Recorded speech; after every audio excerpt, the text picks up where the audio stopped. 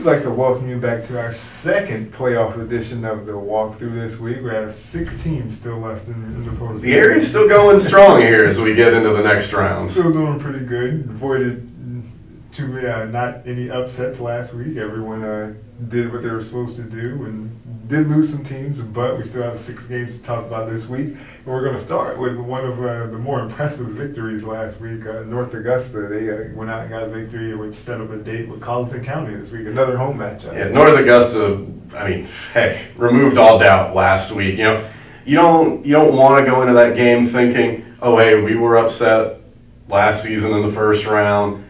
You don't, necessarily harp on that too much, but at the same time, I think we both said last week, like, expect them to be focused, ready to go. 49-0 in the first half on the way to a 49-0 victory. That says it all. Now a chance, facing a Colleton County team where I think they're going to have the same opportunity this week to, really exert their will and just not leave it to chance. A region rival, region opponent of Hilton Head Island, some familiarity just in terms of the similar opponent type deal there. Colleton County beat Hilton Head Island by 7. That's how they ended up getting the number 3 spot from that region, and Hilton Head Island had to take the at-large. Colleton County had been struggling, but we were talking about it heading into last week that it looked like, maybe Lower Richland would be the team that North Augusta would be playing. But, credit to Colleton County. They've got a road playoff win under their belts already. North Augusta looking to get to the 3rd round, though, for the first time in 5 years. So, lots of good opportunities for them to reverse some recent misfortune in the postseason. Definitely. And another team that had a big victory last week was Strom Thurmond. They also pitched a shutout, 52-0. Simple. Simple. We're up by more than 30 after the first half, and then now they welcome in a Wade Hampton team that's been performing pretty well this season and has some things going for them. And I think in this one, Strom Thurmond will try to get out to another fast start. And after the game, Hillary said that he's never seen a team that's had a bad defense go far, so he's really happy with the way his defense is playing. But they will have their hands full with Wade Hampton. They have some guys at running back, Kid Maxwell, who is back there. He went over 2,000 yards last year and is over 1,500 yards again this year. So they can expect to see a lot of him as they try to advance to the 3rd round as well. Yeah, we've seen Wade Hampton in the area a little bit in recent years. These teams played the playoffs a couple of years ago. We can only expect Wade Hampton teams to score. So in this case, definitely keeping an eye on the Thurmond defense because they've got to be playing with a lot of confidence right now. Definitely do. And also, not to be overlooked, though, the offense got some things going. Hey, nothing wrong with 50+. Yes, everyone was scoring last week. Got some backup quarterback came in, threw a nice touchdown pass. Backup running back had a 70-yard run. So it was a big game, and they'll look to compound on that momentum going into this week. And just like with North Augusta, taking care of business makes things a little easier going into the next week from a confidence standpoint. Definitely does. And another team with a lot of confidence going into this week should be Barnwell. They have yet to lose this season, and that continued with a first-round rout of Andrews, and now they'll welcome another familiar team to the area. Yeah, Calhoun County. Old region foe there. Definitely. So they know each other very well. Calhoun County will come in and face a Barnwell defense that stood up to a test last week, and obviously the offense is going to do what it does with Dallion and Craig Pender and all those guys. Brandon Harvey got going again last week. We know they're going to do it. It's just, how they decide to do it. How they decide to do it. But Barnwell's got a chance to move into the 3rd round against the Calhoun County team that they should be able to handle coming into this one. And this was, I think, we talked about it a little bit last week, the importance of beating Bamberg Earhart in the regular season to get that top seed in the region in the playoffs. It's set up to where the top half of the lower state looked like it would be a lot more manageable than the bottom half. You've got, Bamberg and Carver's Bay down there on a collision course. You got some other good teams. Great Collegiate looks nice. They're down there too.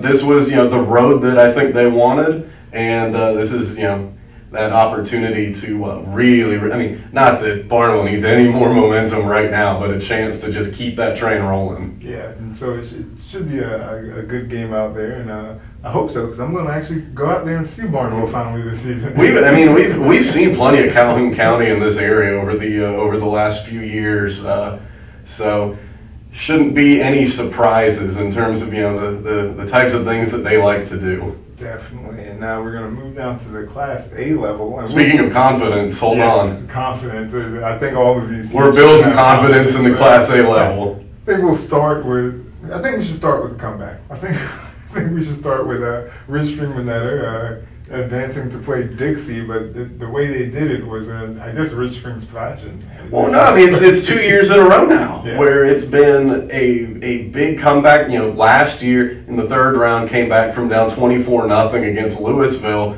That was 24-0, in the second quarter. Last week up at Timmonsville, that was 17-0 in the fourth. Yes. And Ridge Spring Minetta does it again, comes back to win. And now you get to a point, I think, where if you take the lead on these guys in the postseason, you can't feel safe about it. Yeah, no matter the sport either.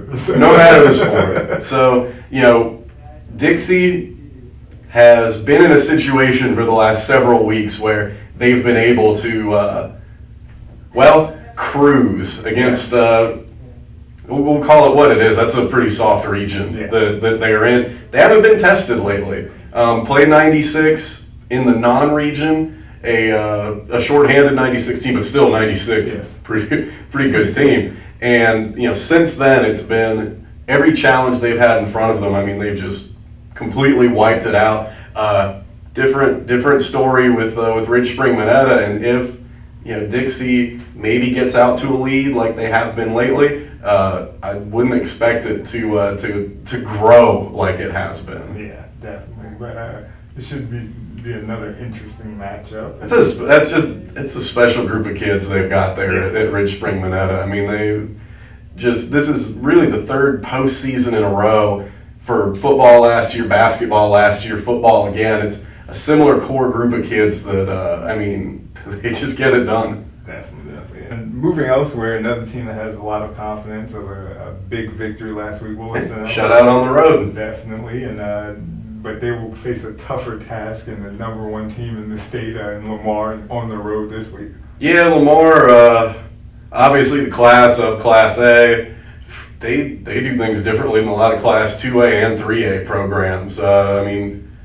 Lamar's tough. I've made the trip up there a couple times in the last few years for upper state championship games that Ridge Spring Minetta's gone to. We had Lamar in the area last year playing Williston Elko in the third round, and it's they're a different program than really anybody else. The way that they're accomplishing things and have been for a while. It'll take, I think, a perfect game from Williston Elko. The kind of things that head coach Derek Youngblood's been looking for, and the things that they've done in the past few weeks during this little win streak they've built. You got to win the turnover battle. Can't have the bad penalties, and they're going to have to stop the run too. That's for sure. Lamar went for, I think it was 445 yards last year in that win. So much they do is based off of their big playmakers in the run game. That's something that Williston Elko will have their hands full with, but we come back to confidence. They are coming off of a shutout win on the road. Did some nice things against McCormick. Forced some turnovers, turned them into points. Only good things for these guys to build on. Definitely. And our final playoff game this week will perhaps the most confident of them all. Yes. Aiken Standard finally gets to take the field in the postseason after having the bye from winning the region, and they will take on Whitmire in a home playoff game and a chance to kind of keep building on that momentum of a historic season for them. Yeah, and I think that this group at Wagner Sally has more confidence than any in the area, or at least more outward confidence. But that doesn't affect the way that they play, which I think is really impressive. They are so confident. They are accomplishing what they are, which it's so many things this year. I mean, you can just line them up in a list, things that either haven't been done before there or haven't been in a long time, yet they still maintain that focus. because in that region, yeah, you got huge games, obviously, with, Willis Sunoco, with Ridge Spring Minetta, with Blackville Hilda, in years past with Hunter Kennard Tyler. You've also got games where, if you're not focused, you can take a really, really bad loss, and we've seen teams do that. They just take care of business. I fully expect that to continue, even as they're breaking new ground again. Wagner Sally's not won a playoff game in a while. You got to go back. I think it's 2004 against Louisville was the last time they did it. That was kind of a next step that Willie Fox talked about in the preseason. Hey, we're accomplishing these things. We got to win a playoff game. They had those 8-win seasons, got to the playoffs. Man, had some tough luck in the bracket the past couple of years with who they've been paired with in the first round. Chance now to break more ground. And I think one thing that will help with that confidence is it's against a familiar opponent. Yes. It's a Whitmire team they opened the season with a couple years in a row. You were there for the opener last year. We had success against this Whitmire team. That is, that's putting it lightly. So, I fully expect it to continue. And we've kind of been on this collision course here with Wagner, Sally, and Lamar. I know they're not, looking ahead. Yes. That's what we get to do. We get to be the ones who look ahead because we know they're not. As soon as Wagner Sally got that win over Ridge Spring Minetta, and it was all but clear that they were going to have that #1 seed in that portion of the upper state, it was okay. Well, here's where Lamar is at. It's there for the taking. Yes. Willis Sunoco is going to do their best to make sure that doesn't happen, and they're going to try to make it where we've got.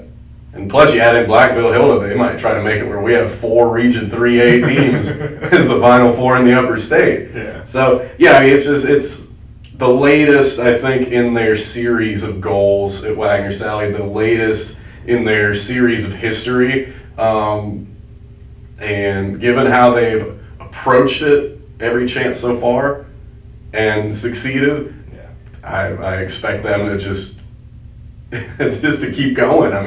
It's there's a lot to be said for the way that they're taking care of business down there. Most definitely, and those are the 6 area games this week. That's all we have for this week's episode of The Walkthrough. So for Kyle Dawson, I'm Eric Russell. We will see you out there on the sidelines this week.